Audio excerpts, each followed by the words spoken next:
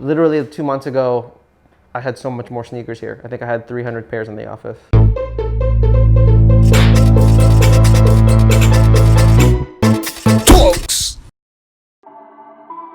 My name is Jian DeLeon. I'm the editorial director at Highsnobiety, and we're at our New York office.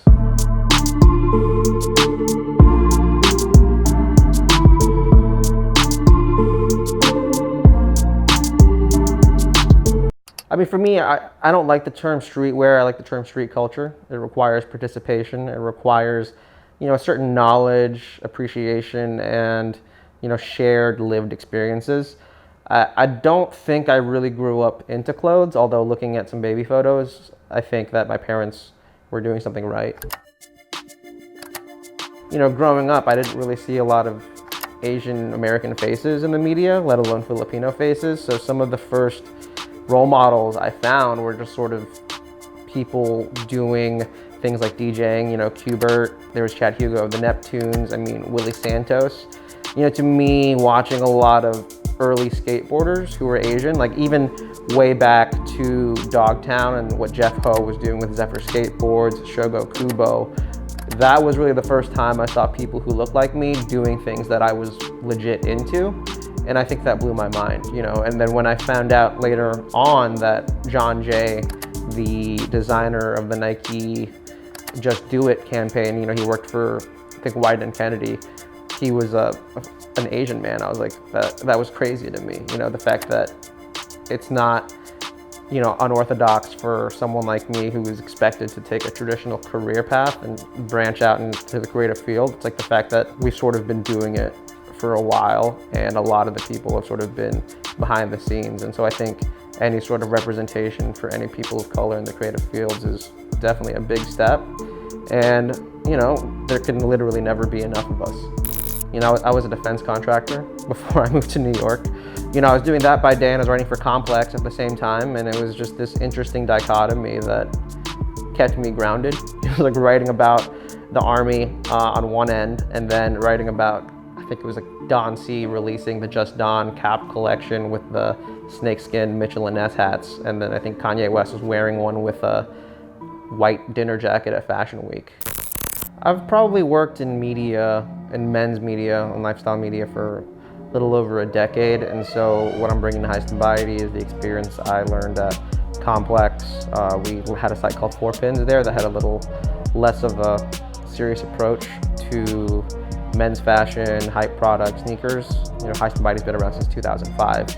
So 14 years later, it's really awesome that I've been able to really carve out my own career path about writing about sneakers, fashion, and clothing. People might say I know a lot or retain a lot of information about streetwear, sneakers, things like that, but I wouldn't have anywhere nearly the amount of information I have in my head if it wasn't for the people who came before me. One of the greatest influences for me is the late Gary Warnett. What he did was channel a really earnest appreciation for hip hop and sneakers and connecting the dots between consumer culture and pop culture and even ephemera that everyone else forgot about, but somehow he remembered it. And so for me, I think that was a huge influence in trying to sort of preserve the oral and sort of multimedia history of what people now call street culture, right? It wasn't just about things releasing on a certain day or the resale price. It was about an honest appreciation and understanding of the references and creators that were trying to tell a story through product and hope to find like-minded people along the way.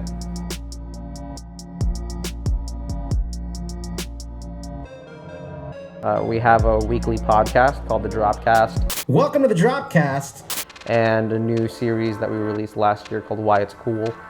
My favorite episode that I produced on that one is about the Air Jordan 1. That's hands down my favorite sneaker. I was able to talk to Peter Moore, the designer of the shoe. I am a journalist by trade, but I was able to just cold call him and he agreed to be on. And so I think we really got to tell a story about that shoe that not a lot of people can really get in one place. And I think that's sort of the thing that makes Highsnobiety special, is we appreciate the history and the stories behind products, and at the same time, the kind of collaborations and new stories woven into things like sneakers that make them even more covetable.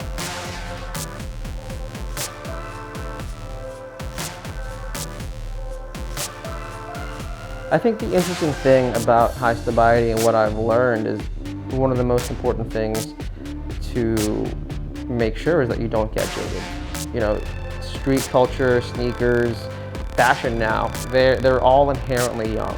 We all get older, but our minds don't necessarily have to. And I think it's, you know, as I'm getting older, my tastes are changing, but I still have an appreciation and I'm open to new ideas and what, you know, the next generation that's going to define what's cool 20 years from now.